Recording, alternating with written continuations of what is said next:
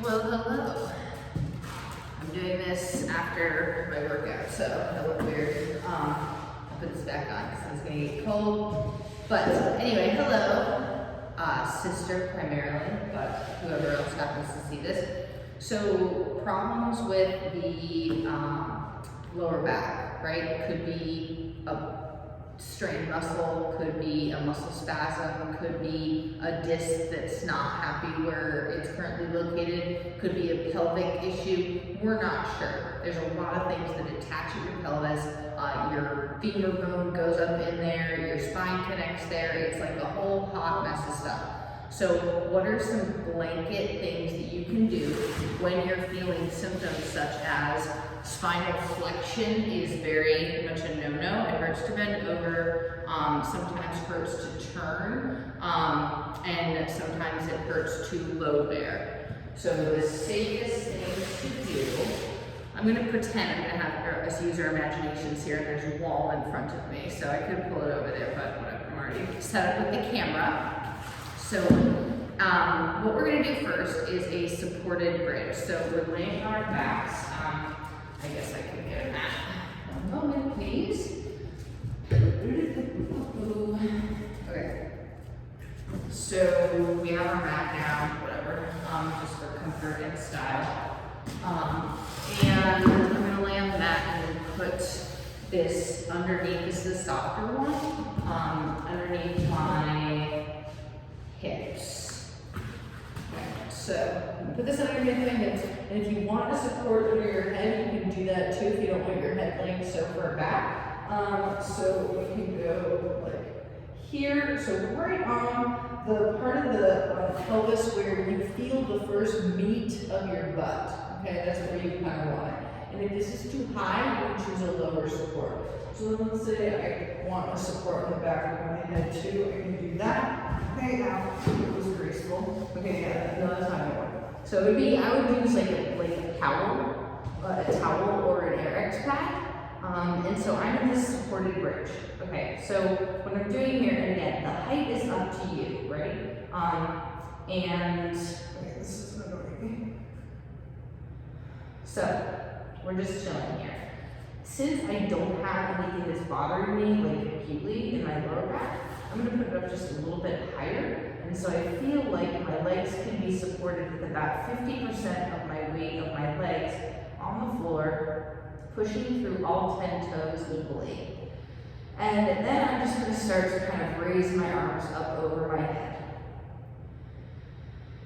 Now, when I breathe in, I'm gonna try to take my ribs downwards. So I'm breathing in with my ribs going down and out back behind me. So it's out back behind me and down.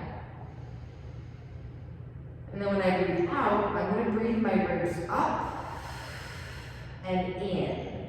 So it's down and out, and then up and in.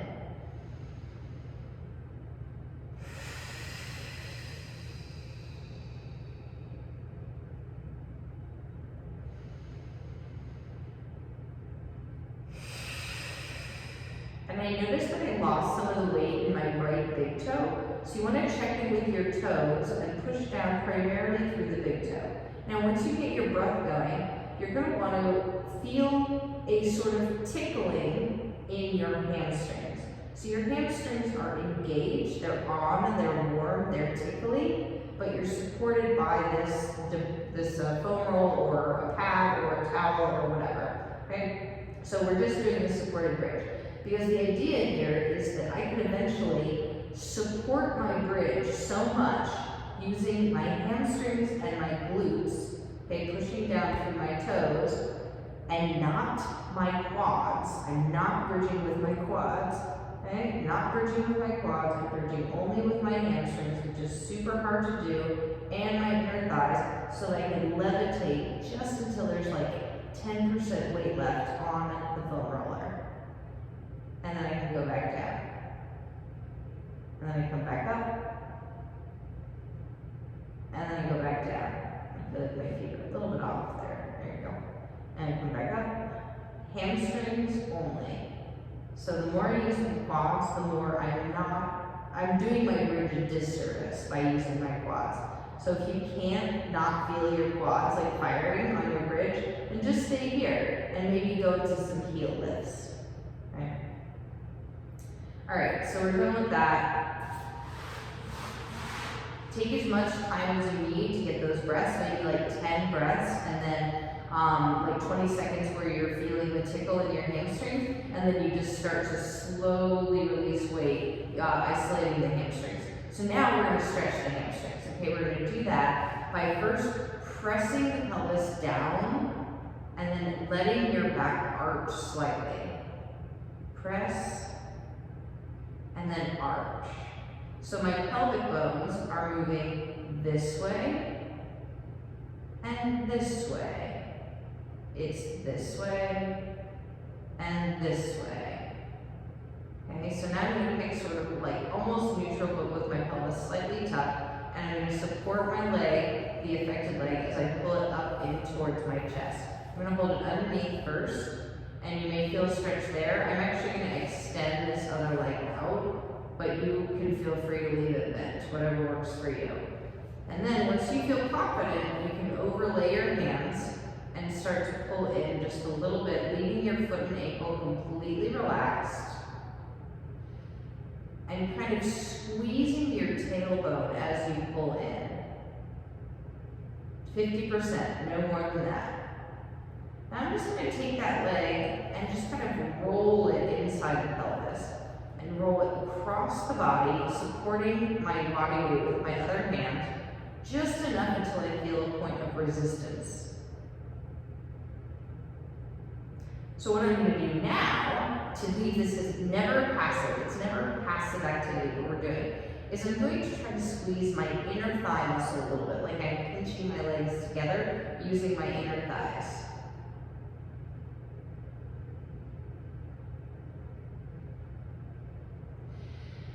I'm going to release that and take it out to the other side. And then I can just kind of grip onto something, either the roller or the floor, and try to hook that leg and pull it out to the other side. Okay, I'm going to bring it up through center, and I'm going to leave it up here and see if I can let it levitate. Okay, so at the end of this, or at the beginning of this, you can use your fake wall and just put your legs up on the wall and just rest them there. That's a wonderful, like there's a wall right here and it's supporting my legs and I'm just hanging out. Because eventually you would remove the wall and be able to support your legs up without using your legs. Like your legs are just super, super light and just flail all around. That's how I get to run so much, because I don't use just my legs. I'm using my abs to hold my legs up. But the point is here that we're just, chilling out for right now, and we're just levitating one leg. Okay? That's all we're going to do. Slowly from here, what you would start to do is start to straighten that leg out.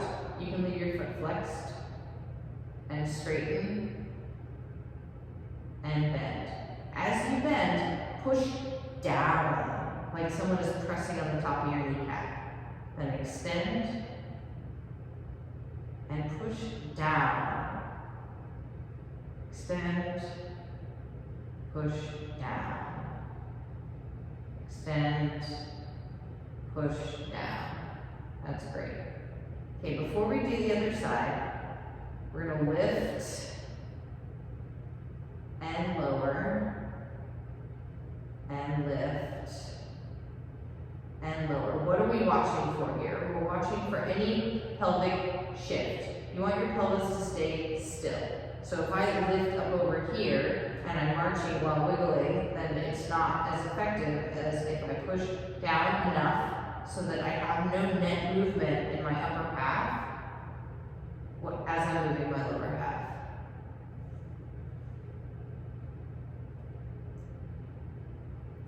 One thing that I struggle with is not using my neck for everything. So occasionally I'll just make myself a big balloon. And just get that big balloon going, and that way I know that I have a brace in the center of me, like the same brace that I would do a heavy deadlift with, and then I just kind of let it go, reminding myself that I have space here to work with to support my leg raise, so my neck doesn't have to do all the work.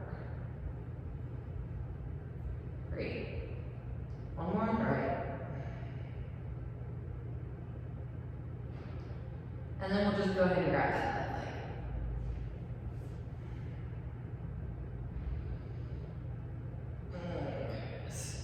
We're going to extend. This is the harder of the two for me. So if your arms don't go under here, that's fine. Use a towel or don't use anything. Actually, I wasn't using anything on the other side. I think I'm going a little crazy. So my apologies. This is at the end of the workout. I really wanted to get this done for you though.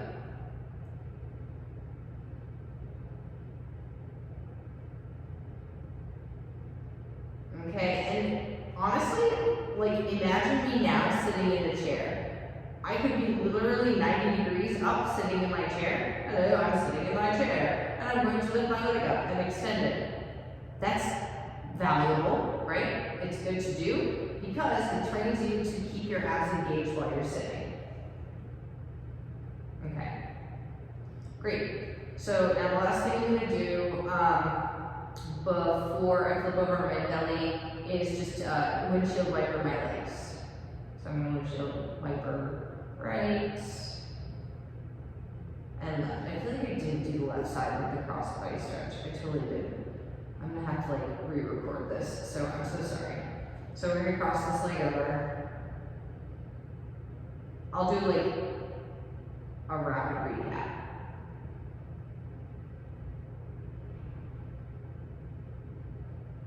So that it's in order. And bring it out. This is the worst recorded video of all time.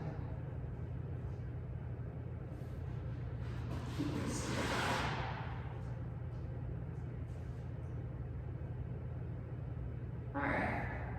Bring it on up, and then now we'll windshield wiper. And I'll even do like one at a time. Like, your pelvis and your hips are 360 degrees. That's a potential 360 different ways that you can move them around and exercise them. Like, just if you think of it that way, it is evident why it's so complex and confusing about doing hip exercises and like, where does it hurt, why does it hurt, how does it make it not hurt, I don't understand. 360 degrees, you know, it's a ball and socket joint. So it rolls all over the place. It rolls in and out and up and down, and it's like a whole hot mess. So the idea here is that you get to a point where you're so stable and mobile in your hips that you can load and they can be engaged in that range of motion. And ideally the muscles that are primary movers, or the primary ones that are working in the exercise, are not pulling that pelvis out of position where you can't get it back, and then you end up all janky, and then you end up like straining, pulling, twisting, whatever you did to your back. All right, cool. So I'm gonna just rapid fire review.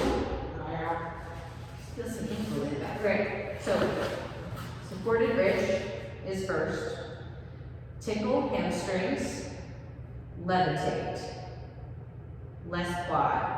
More hamstrings. How do we get more hamstrings?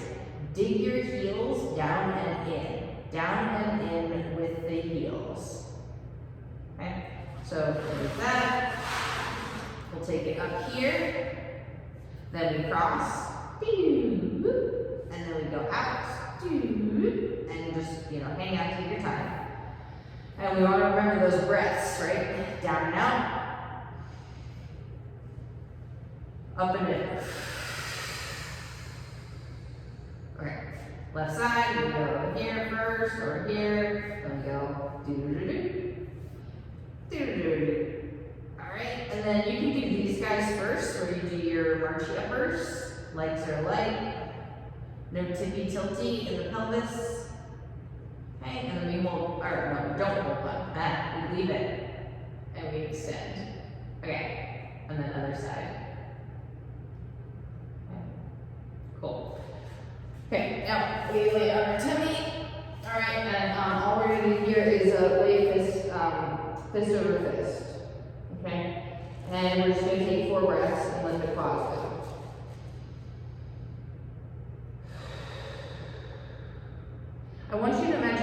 breathing air into your lower back. Like, remember those salon pause commercials where they're like, eh, my back, and it lights up in red? That part, that's where you're getting air into.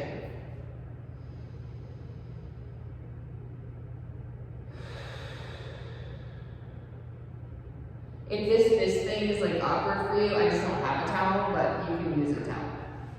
Okay. Or just your hands is fine, but you're gonna like be kissing the floor.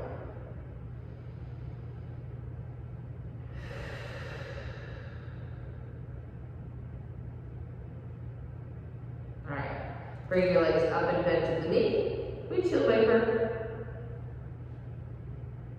Okay, about a dozen. Just let it move. Alright. Then we'll let it go down and we'll pop up onto the elbows gently with eyes closed, fully focused. Okay.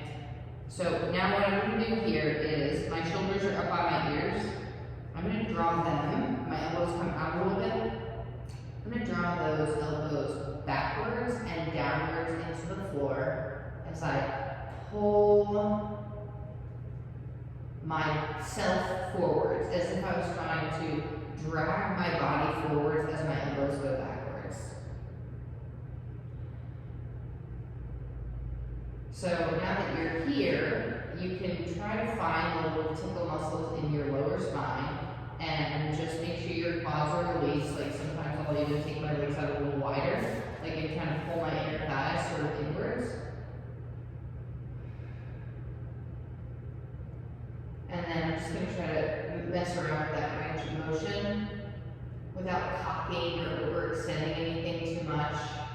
You want to get to the point where you're lit up so much with those lower and middle back muscles that you're able to lower down a little bit and kind of release your fingers, then press your shoulders down and back, and then maybe release an elbow. Alright. And we're just going to slide that back. Be real careful here. Okay? Brace your abs. Tuck your toes. Press yourself up, pulling your elbows back like a grasshopper into a tabletop. That's how you get up. Okay? Your first rotation, by the way, is going to be like here. Like you can do super light cat-cows first. And then your first rotation is going to be just to widen your legs. Put one hand a little bit towards the center, take your other hand behind your ear, and just rotate here. And we're just going to test that out. And you can tap the elbow and twist. Okay, we'll do the other side. So it's here, and rotate. Oh, that feels nice. Okay, so that's your tabletop, and then the last thing that you would do, oh, by the way, when you're coming up to standing, be smartly with this current situation. Okay, so I'm in my tabletop. Actually, my back feels a little bit tight now, so I'm going to come back into a little release. You can always go wider knees when you release.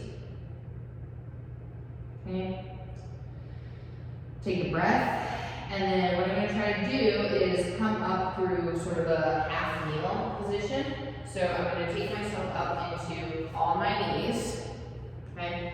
And then I'm going to put one foot, my stronger foot, whatever that is for you, in front. So you can use a support of like your femoral if you need to, but ideally you come up through here, brace through your leg, maybe the unaffected leg, and then we're going to use our hands to hoist ourselves up into standing. Okay? So big breath. And your eyes.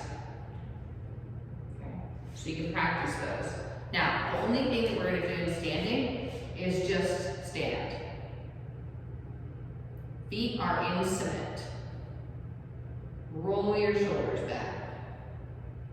Roll your shoulders back. Deepen your weight into the floor.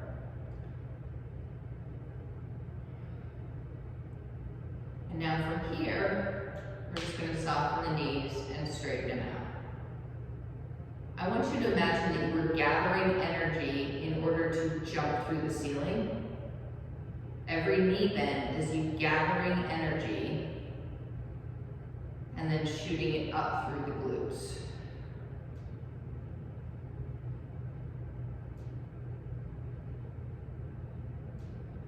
And that's it, okay? You can always do a little hula hoop. Do you see the theme? So the theme here in standing is to stay mobile and safe, okay? So we want to move in directions that are not flexion, they're not bending over, they're working around those 360 degrees without moving in those effective ways. So when you need to get something off the floor, what you do is you take a knee, okay? I'm going to go down on my stronger leg first, take a knee, then put on the shoes. Then when you're ready, you come up, prepare, stand up. Okay, that's quite enough out of me for now.